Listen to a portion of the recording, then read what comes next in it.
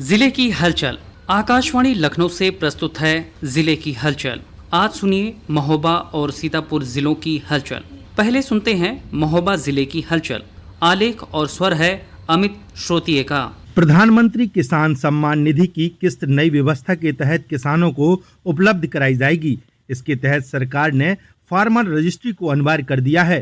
किसानों की farmer registry कराने के लिए राजस्व और कृषि विभाग संयुक्त रूप से काम करेंगे। महोबा कृषि उपनिदेशक डॉक्टर अभय सिंह यादव ने बताया कि यह एक बुनियादी रजिस्ट्री होगी। इसमें किसानों का पूरा विवरण दर्ज होगा। किसान रजिस्ट्री में किसानों का डिजिटल डाटाबेस होगा। इसमें किसानों की यूनिक आईडी बनाई जाएगी। इसके लिए खसरा, खतौनी, दर्ज अभिलेखों का उपयोग किया जाएगा। इस नई व्यवस्था के अनुसार यदि कोई किसान या उसका परिवार किसान रजिस्ट्री अभियान के तहत अपना नाम दर्ज नहीं कराता है तो उसे भविष्य में पीएम किसान सम्मान निधि की किस्त समेत अन्य योजनाओं के लाभ नहीं मिलेंगे। यही नहीं, एक बार डाटा तैयार होने के बाद भविष्य में किसी भी सरकारी योजनाओं का लाभ लेने के लिए अलग से सत्यापन नहीं कराना होगा। उन्होंने बताया कि यह अभियान 1 से 31 जुलाई तक चलाया जाएगा। ग्रीष्मकालीन अवकाश के बाद महोबा जिले के सभी पार्षदीय स्कूल एक बार फिर से गुलजार नजर आए। सुबह स्कूल पहुंचे बच्चों का शिक्षकों ने रोली चंदन लगाकर व माला पहनाकर स्वागत किया। सुबह 7 बजे से 10 बजे तक संचालित हुए स्कूलों में समर कैंप का भी आयोजन किया गया, जिसमें विभिन्न गतिविधियां कराई गयी। वहीं जिला बेसिक शिक्षा अधिकारी ने स्कूलों का निरीक्षण कर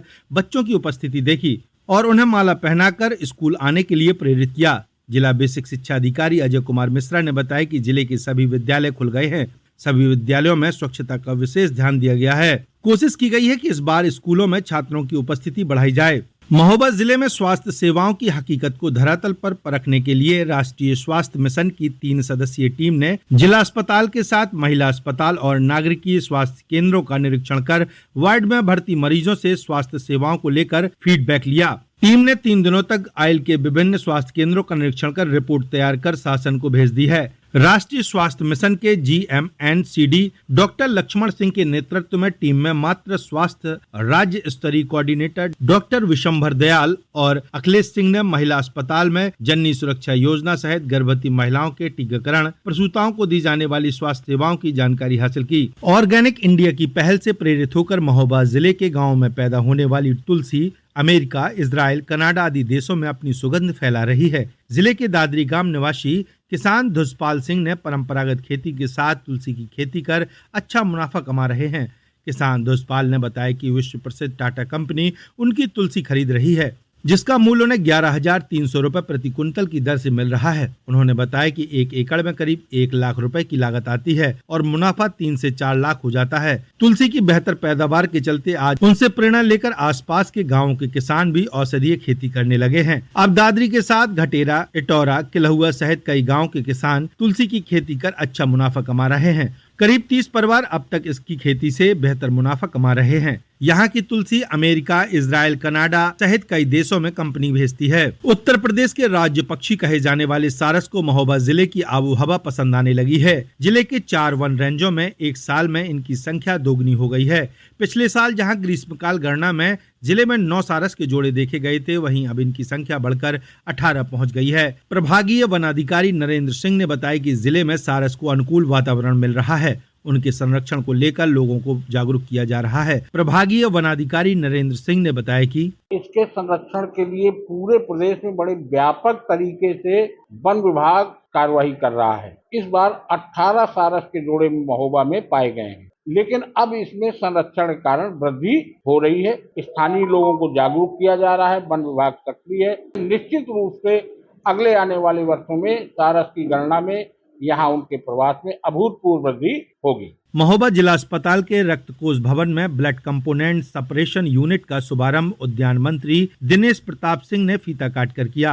ब्लड कंपोनेंट यूनिट स्थापित होने से जिले वासियों के लिए आरबीसी प्लेट्स व प्लाज्मा की सुविधा 24 घंटे उपलब्ध रहेगी। उद्यान मंत्री ने रक्त कोष केंद्र के टेक्निकल सुपरवाइजर शरद चंद्र व परामर्शदाता नदीम से यूनिट में स्थापित मशीनों के संचालन के बारे में जानकारी हासिल की। इस मौके पर उद्यान मंत्री दिनेश प्रताप सिंह ने बताया कि कोरोना काल में लगातार सरकार ने स्वास्थ्य सेवाओं को बेहतर बनाने की तरफ काम किया है। महोबा नगर पालिका में विभागीय अभिलेखों से छेड़छाड़ करने के मामले में प्रभारी राजस्व निरीक्षक को तत्काल प्रभाव से निलंबित कर दिया गया है। नगर पालिका परिषद महोबा के अधिशासी अधिकारी अवधेश कुमार ने बताया कि नगर पालिका में तैनात प्रभारी राजस्व निरीक्षक प्रमोद कुमार वर्मा के द्वारा विभागीय अभिलेखों में छेड़छाड़ करने की शिकायत विभागीय अधिकारियों से की गई। ओवर राइटिंग कर विभागीय कार्यों को मनमाने ढंग से करने के मामले में प्रभारी राजस्व निरीक्षक को तत्काल प्रभाव से निलंबित करते हुए एमआरएफ सेंटर में संबद्ध कर दिया है। मुख्यमंत्री की घोषणा के तहत जैतपुर कस्बे में तैयार किए गए नवीन महाविद्यालय को राजकीय महाविद्यालय के रूप में संचालित किया जाएगा। उत्तर प्रदेश शासन के विशेष सचिव गृजेश कुमार त्यागी ने मुख्यमंत्री की घोषणा के तहत निर्माणाधीन महाविद्यालयों को राजकीय महाविद्यालय के रूप में संचालित किए जाने को लेकर दिशा निर्देश जारी किए हैं, जिसके लिए संकाय व पदों का सृजन कर प्रस्ताव शासन को उपलब्ध कराया जाए। करीब 10 करोड़ की लागत वाले इस महाविद्यालय के भवन निर्माण का कार्य वर्ष 2000 में शुरू कराया गया था, जो अब बनकर तैयार हो गया है। इस महाविद्यालय में जल्द ही कक्षाओं का संचालन किया जाएगा। महोबा जिले की हलचल के बाद आइए सुनते हैं सीतापुर जिले की हलचल। आलेख और स्वर है दीपक श्रीवास्तव का।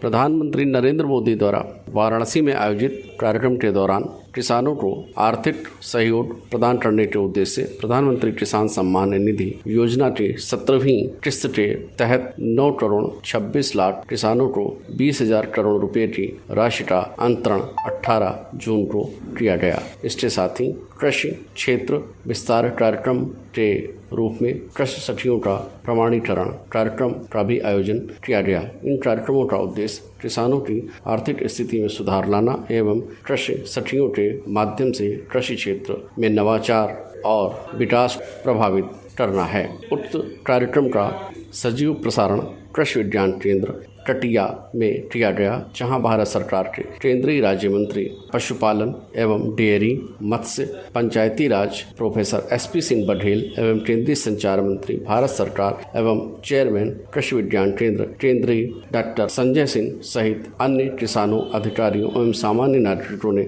सजीव प्रसारण को देखा। इसके पूर्व डॉक्टर SP सिंह बघेल एवं अन्य विशिष्ट जनों ने कृषि विज्ञान केंद्र की विभिन्न गतिविधियों का अवलोकन किया और कृषि क्षेत्र में कार्यरत विभिन्न प्रगतिशील कृषकों, विभागों एवं कर्मचारियों के स्टॉलों का भ्रमण किया। उन्होंने कृषि सखियों और जनपद के किसानों से वार्ता भी की एवं उन्हें प्रमाण पत्र देकर सम्मानित भी किया। उन्होंने प्राकृतिक खेती एवं श्री अन्न सहित अन्य विषयों पर भी पुस्तकों का विमोचन किया। प्रगतिशील किसानों को श्री अन्न का वितरण किया गया। माननीय मंत्री ने कहा कि किसानों को अपनी कृषि आय को दोगुना किए जाने हेतु आधुनिक प्राकृतिक तरीके व कृषि करने के साथ साथ पशुपालन, मुर्गी पालन, मधुमक्खी पालन, फूलों की खेती आदि भी करनी होनी चाहिए।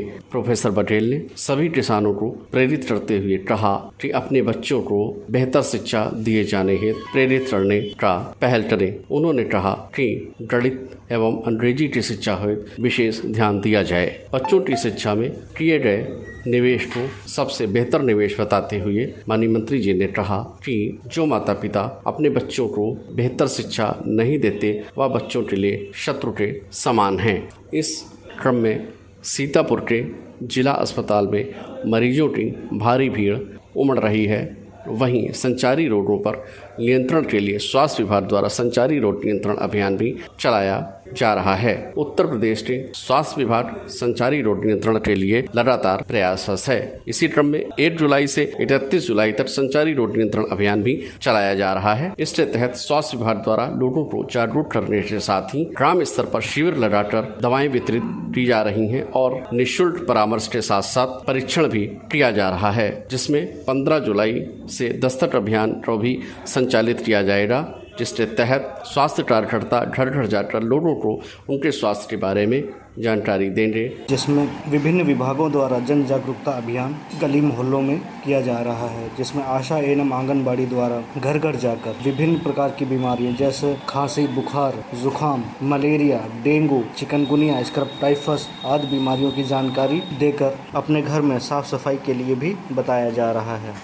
ये था आकाशवाणी लखनऊ के क्षेत्रीय समाचार एकांश द्वारा प्रस्तुत जिले की हलचल का आज का अंक।